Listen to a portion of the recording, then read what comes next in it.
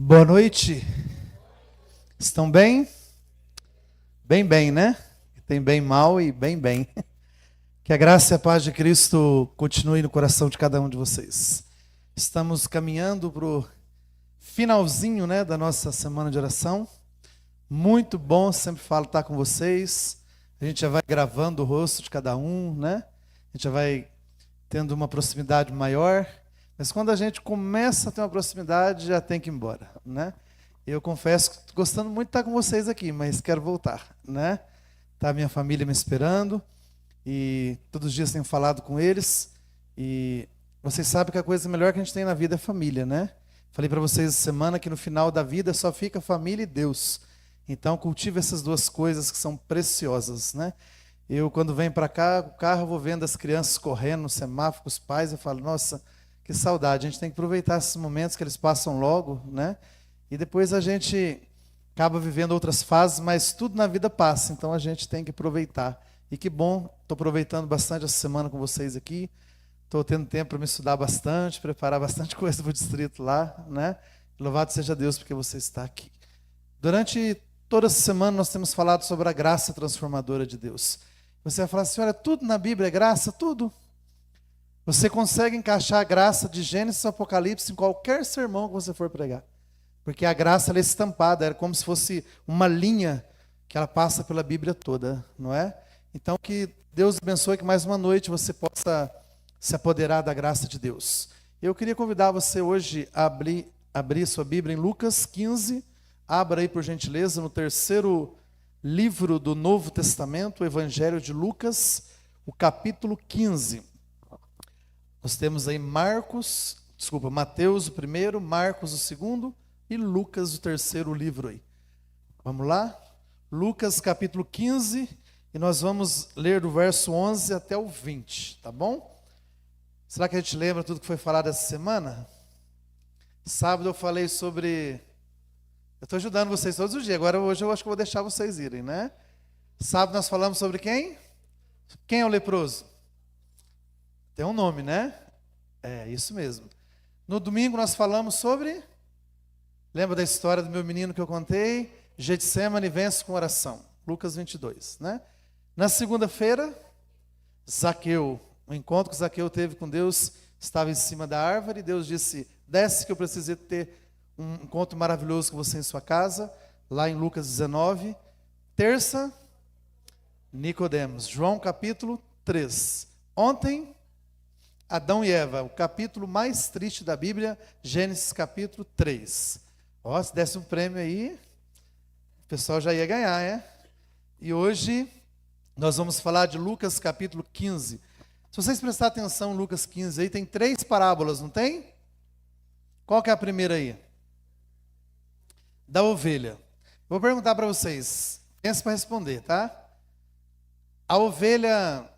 Quando ela está perdida, ela sabe que está perdida? Ó, pessoal, já falei pensando. Não. A ovelha não sabe que está perdida? Sabe. Ela está com aquele monte de ovelhas, de repente, ela não escuta a voz do pastor, não escuta o pastor conduzindo ela, vê que as ovelhas dispersou, ela fica desesperada, ela sabe que está perdida. Só que a ovelha sabe voltar? Não sabe. Qual é a segunda parábola aí? A moeda, a dracma, né? A dracma sabe que está perdida? Essa não, né? Não tem nem jeito de falar que sabe. Se ela não sabe que está perdida, muito menos como voltar para o dono. E a terceira, que nós vamos ler agora. Filho pródigo, ele sabe que está perdido? Sabe. Ele sabe voltar? Sabe. Viu aí a diferença? Então, o filho pródigo é cada um de nós. Muitas vezes nós sabemos que estamos longe de Deus e nós sabemos o caminho de... volta. O caminho de volta é onde? É pela cruz. Jesus disse, eu sou o caminho, a verdade e a vida. E eu queria ler com vocês, isso aqui é um final de semana, que geralmente que eu faço, né? Faço na sexta da ovelha, no sábado da dracma, e no domingo fecho com o filho pródigo. Mas hoje só temos um dia, então vamos fazer aqui, né? Do filho pródigo. Vamos lá? Lucas 15, versículo 11, diz o seguinte, continuou. Aí está continuou porque Jesus já tinha contado 2. Certo homem tinha quantos filhos? 2. O mais moço deles disse ao pai, Pai, dá-me a parte dos bens que me cabe. E ele o quê? Lhe repartiu ou lhes? Então repartiu para quem? Para os dois, né? Os haveres. Passado não muitos dias, o filho mais moço, juntando tudo que era seu, partiu para uma terra distante e lá dissipou todos os seus bens, vivendo como? Dissolutamente. Depois de ter consumido tudo, sobreveio àquele país uma grande fome e ele começou a passar necessidade. Versículo 15. Então ele foi e se agregou a um dos cidadãos daquela terra, e este o mandou para os seus campos para fazer o quê? Para guardar porcos. Ali desejava ele fartar-se das alfarrobas que os porcos comiam, mas ninguém lhe dava nada. Então, caindo em si, disse: quantos trabalhadores de meu pai têm pão com fartura, e eu aqui morro de fome. Levantar-me-ei, dentro do chiqueiro, levantar-me-ei, irei ter com meu pai, e lhe direi: pai, pequei contra o céu e diante de ti. Já não sou digno de ser chamado teu filho, trata-me como um dos teus trabalhadores. Olha o versículo 20. E levantando-se foi para seu pai. Vinha ele ainda longe, quando seu pai o avistou, e compadecido dele, correndo, o abraçou e o beijou. Tá bom, tá aí. Fica aqui embaixo. Quantos filhos? Por que 2? Nós temos joio e nós temos a casa que foi colocada ali na rocha e a casa que foi colocada onde? Nós temos luz, nós temos Deus e o inimigo. Você pode olhar na Bíblia que sempre é o quê? Nunca é 3, queridos. Ou você está do lado de Deus, ou você está do lado do quê? Adversário. Não existe um terceiro caminho. E aqui você vê que tem também 2 filhos. Nós não temos tempo hoje para colocar sobre o segundo filho, mas aqui é os 2 caminhos aqui colocados para cada um de nós. E aí você vê que o filho mais moço, não é? Ele chega para o pai e ele fala para o pai assim: pai, para mim o senhor já é morto. Por que ele disse que o pai dele era morto? Porque na cultura do povo de Israel, só se dava a herança quando o pai o quê? Morria. Então o filho quer dizer que o pai para ele está o quê? Está morto. E aí o filho, na ousadia, olha para o pai e fala: eu quero a parte da fazenda que me cabe. O filho é ousado, sim ou não? Você tem certeza? Você acha que é muito ousado chegar para o pai, de não ter conquistado nada, o pai ter, quem sabe, levantado de madrugada, o pai ali no sítio, não é? Muitas vezes ali com chuva, com sol, de madrugada, as criações saem, ele tem que correr ali, e de repente o pai consegue um grande patrimônio, o pai luta por aquilo, coloca os filhos ali e fala: filho, aqui tem regra, mas as regras para você ser feliz, um monte de trabalhadores, o filho tem um pão, tem a cama dele, e agora o filho chega e fala para o pai assim: pai, eu quero a parte dessa fazenda que o senhor conquistou, eu quero para mim. Ousadia? Muita ousadia ou pouca? E se eu disser para você que nós somos esse filho ousado? Vamos ver se nós somos? O pai conquistou aquela fazenda, não conquistou? O pai criou, o pai correu atrás, o pai foi conquistando tudo. E depois que o pai conquistou aquela fazenda todinha, o filho chega na ousadia, que não fez nada e pede. Deus também, queridos, um dia, ele se ajoelhou para fazer um boneco chamado Adão. Ali, com todo carinho, Deus foi formando cada parte do corpo, soprou nas narinas. E hoje, queridos, esse corpo aqui, a Bíblia diz que ele pertence a quem? É o templo do Espírito Santo que pertence a... Então esse corpo não é nosso, não é nosso. Como a fazenda também não era de quem? Não era do menino. Está batendo até isso ou não? E aí eu e você olhamos para Deus na maior ousadia e fala: Senhor, o Senhor criou essa visão aqui maravilhosa, mas eu faço o que eu quero com ela, eu vejo o que eu quiser. É ousadia ou sim ou não? Está vendo? Você olha teu cérebro, meu Deus, você faz um estudo dos cérebros, os psicólogos, os psiquiatras, eles não conseguem compreender o cérebro humano de tão complexo que Deus criou, de tão bênção. E aí você fala para Deus: Senhor, esse cérebro aqui é seu, mas com isso aqui eu penso o que eu quiser. Essas mãos aqui, ó, coisa maravilhosa. O Senhor fez cada nervo, como ele levanta o braço, como ele abaixa, como o dedo inclina, tudo perfeito. Mas com essas mãos aqui, eu sei que foi o Senhor que criou, mas eu pego o que eu quiser. Eu construo o que eu quiser. Essas pernas, não é? Se dá um probleminha no dedinho, já incomoda a gente, e é tudo muito bem perfeito. Deus criou tudo perfeito. E você olha para Deus, eu olho para Deus e fala assim: com essas pernas aqui, eu vou aonde eu quiser. E agora, é? Somos ousados também? Muito ousados, queridos. Esse corpo pertence a Deus, mas nós queremos tomar as rédeas e fazer aquilo que bem entendemos. O filho pródigo não conquistou nada, era tudo do pai, e ele queria fazer o que ele queria. Somos iguais ou não somos? Quando a gente olha para o povo de Israel no deserto, fala: meu Deus, que povo rebelde, como é que foi capaz de fazer isso? Nós fazemos tudo o quê? Tudo igual. Quando olha para o filho pródigo, meu Deus, que miserável esse filho, como é que ele faz isso? Teve coragem de fazer isso com o pai, falar que o pai era morto, o pai conquistou tudo, nós fazemos igual. E o pai, queridos, quando criou Adão e Eva, ele criou com livre arbítrio. Quando o filho falou: pai, eu quero a minha parte da fazenda, e o pai é tão justo, que ele pegou a parte do filho número 1, deu para o filho número 1, eu não sei se vocês já sabiam disso, mas ele também pega a parte e dá para o outro. O pai repartiu para os dois igual. Entregou e falou: filho, eu não quero que você vá. Aqui tem regra, mas a regra serve para fazer o quê? Para te proteger. Aqui você tem sua cama, você tem sua comida, é difícil às vezes, mas aqui você está junto com o pai. A fazenda é sua, tudo é teu. Eu te amo, eu não quero que você vá daqui, mas se você quiser ir, eu não posso o quê? Eu não posso te obrigar. Deus não faz isso com a gente hoje também? Tem regra aqui na igreja ou não tem? Tem. A Bíblia é cheia de regras. Para proteger quem? Para proteger a gente. Se você vê uma criança brincando ali, se divertindo, com álcool e um isqueiro na mão, ela não está divertindo? Está divertindo, brincando, mas você corre lá e faz o quê? Para proteger, você tira. E Deus também, quando deu a lei, quando deu os princípios para nós, na sua lei, Ele deu para proteção. E Deus fala: filho, eu gostaria muito que você ficasse, isso aqui é o seu lugar, eu te amo, eu quero te ajudar em tudo, mas se você não quiser, eu não posso o quê? Eu não posso te obrigar. E muitas vezes Deus vê a gente como filho pródigo, sabia? O filho pródigo juntou tudo que era seu, colocou numa trouxinha, colocou aqui e foi. A gente também, queridos, tem feito muito isso. A gente tem deixado o coração de Deus triste.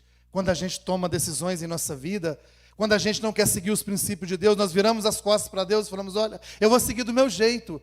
Estou cansado de igreja, cansado disso, não pode, isso aqui não pode, isso aqui, isso, eu não quero saber mais de igreja. Eu vou viver minha vida na liberdade. Não é assim que o mundo está hoje? Eu quero ser livre, eu não quero ser escravo. E quando eu estou na igreja, isso não pode, nada pode nessa igreja, então eu quero ser livre, então vamos embora. E é isso que o mundo tem feito hoje. E queridos, e o filho pródigo virou aquele dia e foi embora. E o mais interessante dessa história é que quando a gente sai da presença de Deus, e ele saiu da presença do pai dele, que era Deus, a Bíblia usa um verso ali, se eu não me engano, não sei se é o 20, que fala assim, ó: poucos dias depois, o filho partiu para uma terra muito quê? Vamos lá de novo, para vocês fixarem isso na cabeça. Poucos dias depois, o filho pegou tudo que era seu, e poucos dias depois, ele partiu para uma terra o quê? Muito distante. Por que isso? Quando a gente abandona Deus, queridos, poucos dias depois, o pecado te leva longe de Deus. Não demora 10 anos não, queridos. Eu não sei se vocês já viram alguma família da igreja, que era aqui firme, os filhos, todo mundo, de repente fala que aquela família não saíram da igreja, apostataram, e de repente, poucos dias depois, você vê eles fazendo coisas que você fala: meu Deus, não é possível que aquela mesma família que estava ali. Porque o pecado, querido, leva a gente poucos dias longe. Começa a tomar um pouquinho de vinho.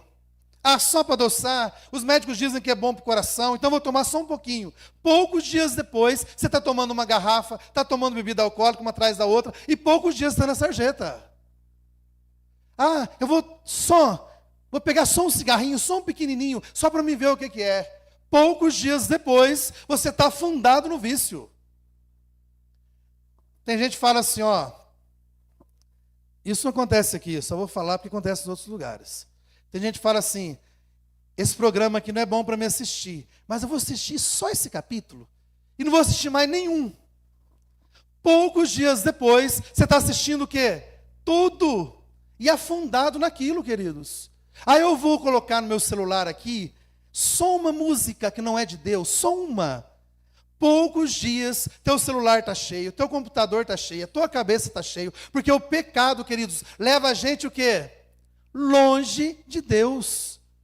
Ou você serve a Deus, ou você serve o inimigo. Você não pode servir os dois ao mesmo tempo. E queridos, e fala aqui que o filho pegou, saiu da presença de Deus, do Pai, poucos dias ele foi longe, mas muito longe. Tome cuidado, queridos, com o pecado. Tome cuidado com a primeira tragada, queridos. Porque quando você dá a primeira tragada, as outras ficam o quê? Mais fáceis. E eu tenho visto famílias longe de Deus, líderes longe de Deus, porque um dia começou o quê? Com uma coisinha pequenininha, e poucos dias levou longe de Deus.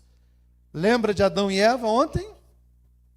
Comeram do fruto, não demorou 100 anos, 200, 300, pouco momento depois o quê?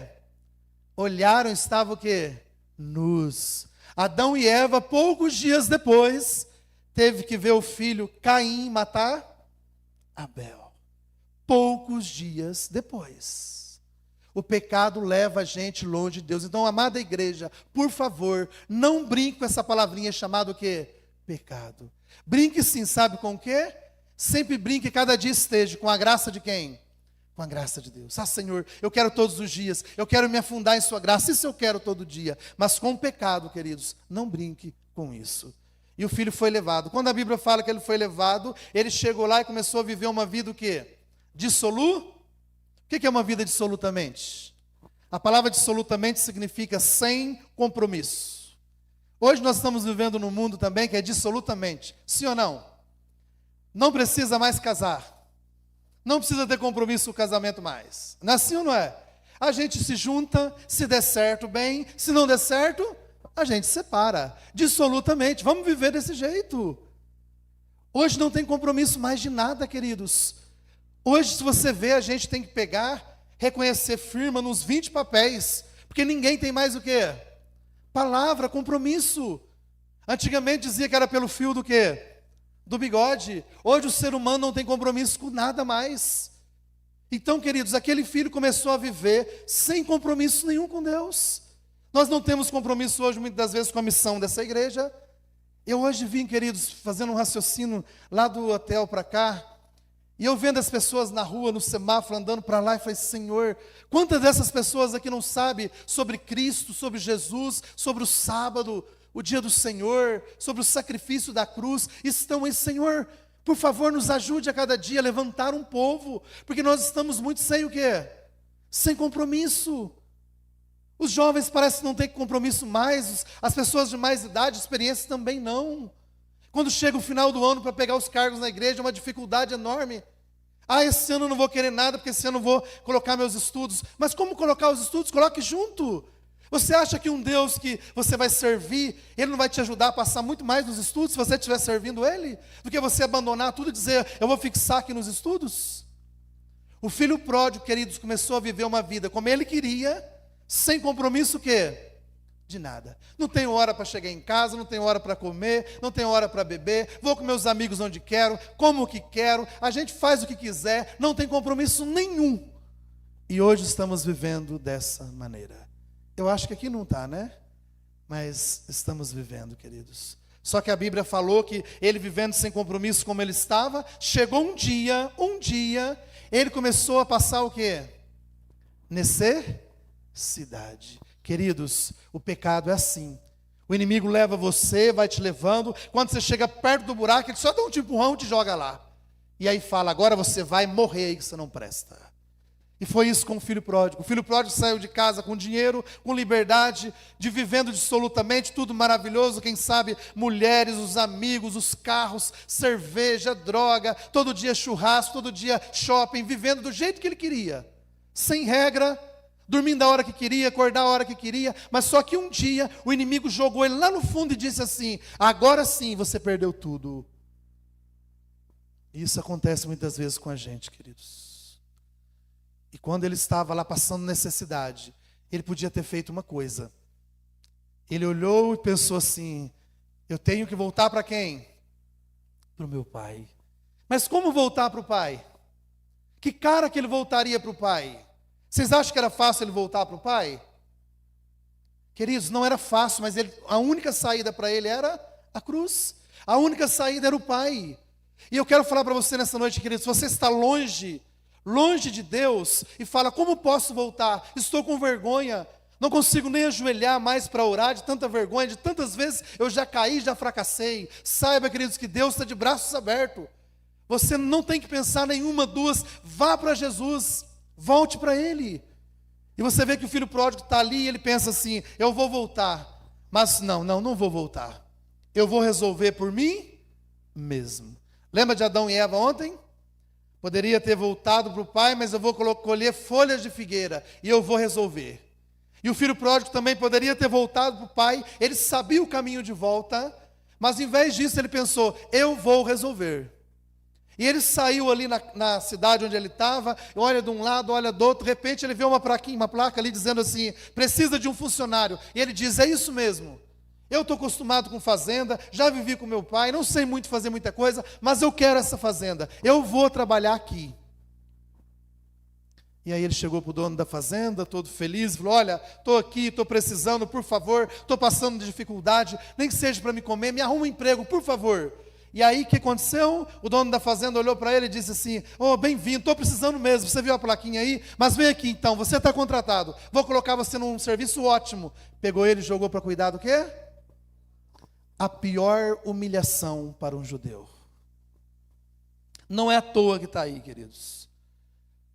Lição que eu quero deixar com vocês aqui: quando você tentar resolver as coisas por si só, o diabo vai pegar você e vai jogar você lá no fundo do chiqueiro. Ele não tem dó, queridos. Deus, ele é cavaleiro e fala assim: eis que estou à porta e bato. O diabo arromba tudo, porque o papel dele, Jesus já deixou bem claro, é para destruir, para matar. É isso. E quando o filho pródigo precisou de algo, em vez de correr para o pai, voltar para o pai, disse: não, vou resolver. E ele foi até ali e conseguiu, no começo, porque a gente olha para a Bíblia, tem um verso lá que vocês conhecem, que fala que há caminhos que parece o quê? Bons. O filho pródigo falou: esse caminho é maravilhoso, vou conseguir o fazendeiro aqui, mas no final é caminho do quê? De morte. E quando ele foi jogado no chiqueiro, a pior humilhação é o que o diabo faz com cada um de nós, queridos. Ele joga na nossa cara e fala: você não presta, você não vale nada, já caiu um monte de vezes, o seu lugar aí, você acabou com sua família, você acabou com a dignidade sua, você acabou com seus filhos, você é a pior pessoa do mundo, você merece morrer aí. E jogou o filho dentro de um chiqueiro para cuidar de porcos. E dentro do chiqueiro, queridos, diz que ele tinha vontade de comer aquela comida. E o comentarista teólogo aí diz que, Rodrigo Silva, que ele comia daquelas alfarrobas, mas ele não se satisfazia. Por que ele não satisfazia? Porque comida de porco não satisfaz ninguém. Porque, queridos, o que aquele jovem queria não era comida física.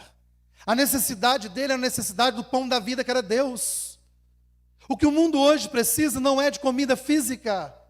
O que o mundo precisa hoje chama Jesus Cristo, nosso Salvador. É o pão da vida que a pessoa precisa hoje. Porque se você hoje for aqui no mundo, o mundo está oferecendo comida de porco em todo lugar. Quer que eu te fale algumas comidas de porco? Passa nos outdoors da cidade e só está oferecendo no outdoor comida do quê? Comida de porco, que o povo come, vai lá no show, brinca, come, faz a bagunça e chega em casa e está vazio mais ainda. A televisão hoje tem oferecido a maioria dos programas comida do quê? Comida de porco. Que as pessoas vê, assistem os programas, dá risada e quando desliga, está o quê? Está faminto, está desesperado. A internet hoje, queridos, tem ali, clique aqui, coloque seu dedo aqui, faça isso. Tudo comida o quê? De porco. Comida para você acessar o dia todo, quando você chega no final, fala: meu Deus, como pode? Estou fracassado, estou desesperado. Porque hoje, queridos, você olhar o mundo, o chiqueiro que é esse mundo, só tem oferecido comida de porco para o povo.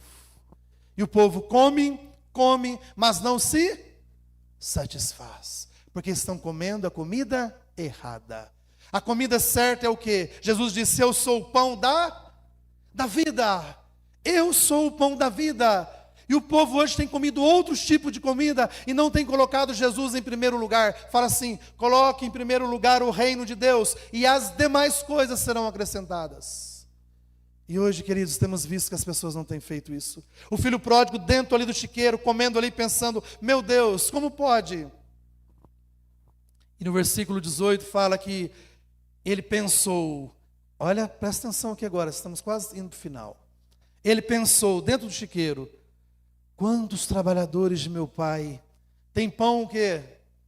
Eu aqui morro de fome, levantar-me. E primeiro ele pensou, não foi? Tem gente na igreja que só vive pensando, queridos. Que semana de oração foi maravilhosa. Eu vou tomar uma decisão agora, mas só fica o quê? Só fica no pensamento.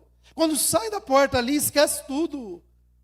Parece que é uma anestesia que dura rapidinho, minutos. O filho pródigo estava no chiqueiro pensando: levantar-me, eu preciso me levantar, eu preciso voltar. Mas se ele não tivesse levantado, queridos, tinha morrido ali. E a gente é assim, escuta uma meditação, lê um verso bíblico, e Deus fala com a gente fala assim: nossa, eu preciso mudar. E você sabe o que precisa mudar. Durante a semana Deus foi falando para cada um de nós o que a graça dele pode mudar a nossa vida. Mas pior que sabe o que acontece? A gente sai e parece que some tudo, só fica aqui. E o versículo 20 fala que ele pensou no 18, e no 20 a Bíblia fala: e levantando-se, olha a ação, levantando-se, foi para o seu pai.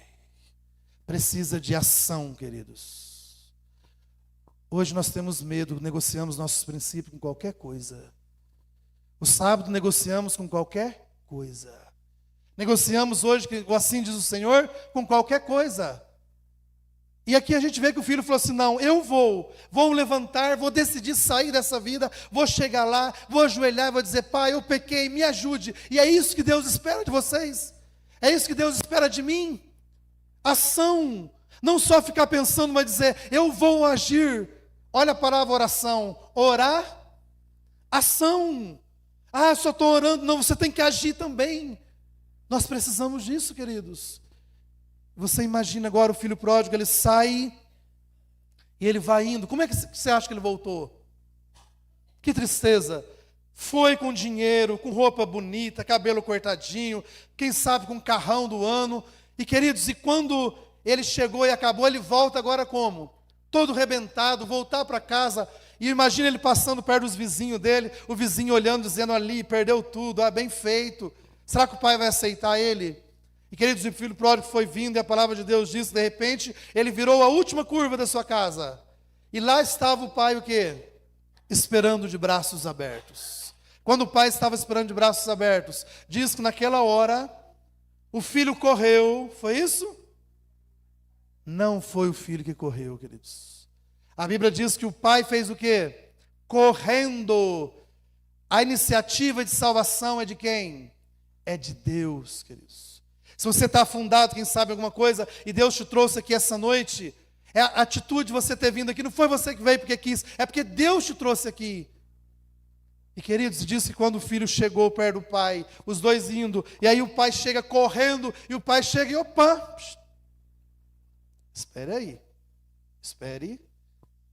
Primeiro você vai tomar um banho, primeiro você vai colocar uma roupa bem bonita, nós vamos sentar aqui nesse cantinho aqui, eu vou conversar com você, dependendo do que você me falar, eu vou aceitar você aqui de volta. Foi assim? Mas você já viu isso acontecer em algum lugar? Quando um pecador quer voltar para a igreja, a comissão, os irmãos, eu acho que aqui também não acontece isso, ainda bem. Mas vem alguém de fora há muito tempo, e aí a igreja fala: não, nós primeiro vamos analisar essa pessoa, Nós vamos ver se realmente ela quer, a procedência dela. Depois que ela sentar aqui e a gente tiver uma conversa, aí sim nós vamos passar na comissão e aí ela vai ser rebatizada.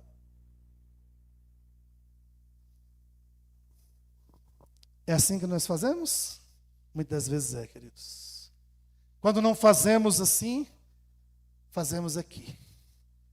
Mas Deus, queridos, naquela hora não pegou o filho e falou, pare aqui. A Bíblia fala que do jeito que o filho estava, o pai chegou correndo, fez o que com ele? Abraçou, beijou, e o final da história fala que o pai levou ele para ali, falou, filho, vamos fazer uma festa para você, você é um filho querido, maravilhoso.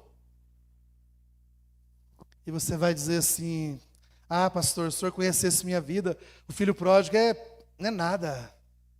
Se você soubesse quem eu sou, as coisas que eu vivo, a luta que eu tenho com meus pecados, se você soubesse tudo isso, queridos, o filho pródigo é o símbolo do pior pecador que tem. Imagina como estava o cabelo daquele homem aquele dia. Imagina, sem lavar muito tempo, os cabelos grandes, todo sujo. Imagina as unhas daquele rapaz, mexendo com os porcos ali. Imagina, queridos, que estava roupa, nem roupa tinha, trapos. Imagina o corpo dele cheirando o quê? Porcos. Existe coisa pior do que isso? Existe. Quer dizer, queridos, que o filho pródigo estava desde o cabelo até a ponta do dedo, ele estava todo cheio do quê? De pecado. Todo, não tinha jeito de solução. Mas quando ele chega para Jesus, o pai dele, diz que o pai correndo, abraçando, fez o quê? Beijou e disse, filho, bem-vindo aonde? Bem-vindo ao seu lar novamente. O pai foi lá, queridos, pegou uma roupa e colocou uma roupa o quê? Nova. E a roupa simboliza a justiça de quem? De Cristo. Não é justiça do homem. A roupa significa que Deus colocou no filho e falou, filho, eu estou colocando a minha justiça, a minha graça sobre você. Não é o ancião, não é o pastor, não é seu amigo, não. Eu, Jesus, estou pegando essa roupa e estou colocando e estou dizendo para você que você está limpo pela graça de Deus. O pai pegou um anel e colocou no dedo dele e falou, nós temos uma nova aliança. Você quebrou, mas eu te amo. E está que eu quero fazer uma nova aliança, e sei que você quer também. E colocou um anel e disse, nós temos um novo começo, uma nova aliança. Colocou uma sandália nos pés e disse, as sandálias nos pés significa traçar um novo caminho. Você foi longe, mas agora você está de novo dentro da casa do seu pai e você vai andar por um novo caminho. Queridos, isso se chama graça. Isso se chama, queridos, nós estamos falando durante a semana inteira. Como eu falei para vocês de Gênesis a Apocalipse, a Bíblia só expressa graça e mais nada. Diz que naquele dia o pai fez uma festa para o filho. Imagina, recebendo um pecador. Por isso quando a gente faz um batismo na igreja, eu me emociono dentro do tanque, quando pego na mão da pessoa ali, porque aquilo ali se chama graça, é festa no céu, com certeza. E devemos fazer festa na terra também. Porque diz que um pecador, queridos, ele volta, alguém que estava lá no poder do inimigo, ele volta para a casa de Deus. E isso se chama voltar ao lar. Que Deus seja, queridos, louvado pela vida de cada um de nós. Eu espero em Deus, queridos, se você estiver vivendo dissolutamente neste mundo, que você faça como o filho pródigo, você fala, pai, eu quero voltar.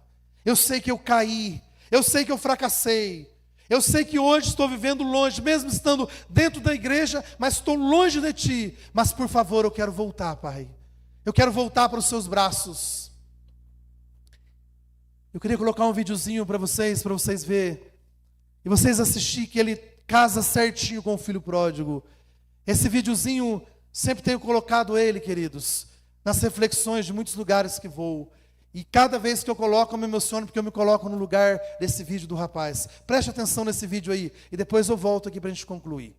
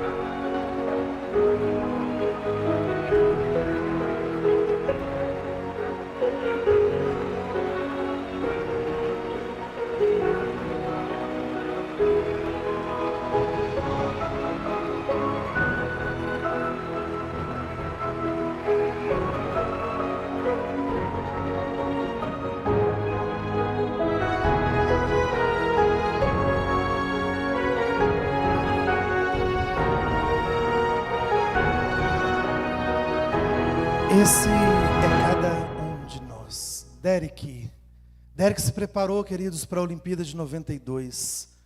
Foi ali, se qualificou, fez tudo que era possível, treinou e foi para a corrida.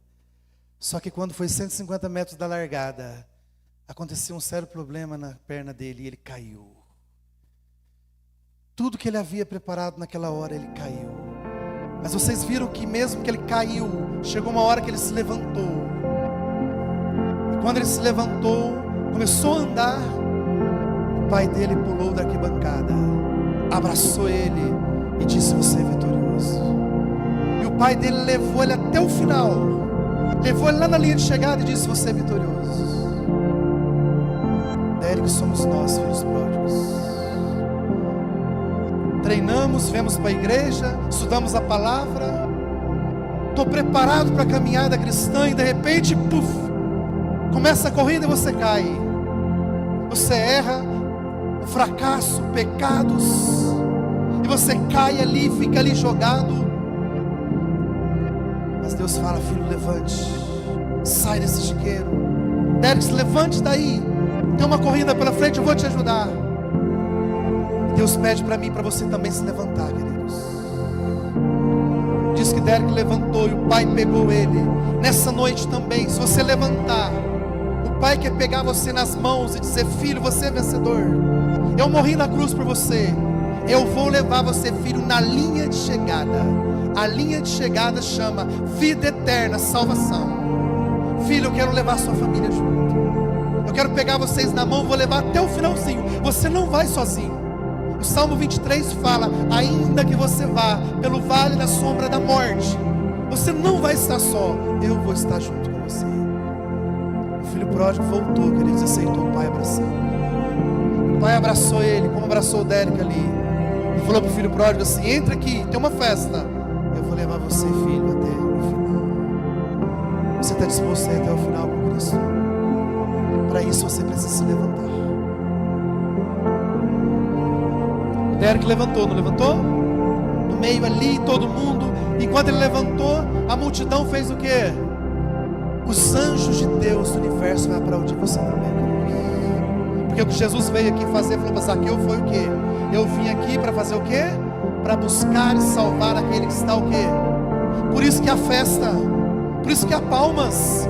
Assim como aquela arquibancada inteira batendo palma, o pai ali conduzindo o filho. Pode ter certeza que quando você e eu nos arrependemos, levantamos, Deus pega a gente, o céu inteiro bate palma, queridos. Porque o sacrifício de Cristo não foi em vão. Que Deus abençoe cada um de vocês. Que vocês façam esse pacto, nunca esqueçam. Derek caiu, porque o cair é do homem, mas o levantar é de quem? Deus está disposto a levantar você em qualquer hora, em qualquer momento. Por mais longe que você se afastou de Deus, por mais forte que o buraco seja fundo, Deus pode pegar seu braço poderoso, colocar lá, levantar você e abraçar: e filho, vamos até a chegada. E a chegada é o céu, e Deus tem preparado para cada um de nós. Vamos ficar de pé para nós terminarmos com a oração. Oremos. Bondoso Deus, bendito és tu, Senhor, Deus Todo-Poderoso, grandioso. Que bênção saber que temos um Deus que mandou seu Filho unigênito aqui para morrer por nós, para estender a graça a cada dia sobre nossa vida. O Filho pródigo, Pai, nos mostra que, por mais fundo que nós formos, se nós levantarmos, voltarmos para Ti, o Senhor com sua graça é capaz de mudar a história de nossa vida. Perdoa seu povo, Pai. O Senhor esteve aqui através de Jesus. O Senhor viveu aqui neste mundo de pecado e sabe o quão difícil é viver aqui. Nós estamos neste mundo, Pai, mas queremos declarar que nós não somos deste mundo. Nós temos uma pátria maior. E assim como o pai do Derek ali no vídeo pegou ele, ó Pai, segurou ele aquele dia pelos braços, nos segure também nessa noite. Nós não queremos soltar de seu braço, para que quando o Senhor voltar nas nuvens do céu, a linha de chegada, possamos olhar para o céu e dizer: este é o nosso Deus, a quem nós esperávamos e aguardávamos, e viver contigo por toda a eternidade. Ajuda essa amada igreja Ajude as pessoas que estão ouvindo em casa também, ó Pai. Que todos nós, como uma família de pecadores, mas que temos uma graça infinita de Cristo Jesus ao nosso dispor, que ao sairmos daqui, saiamos convictos da graça poderosa e da esperança em Cristo Jesus. Pedimos agradecidos em nome de Jesus. Amém. Queridos, Deus abençoe a todos e até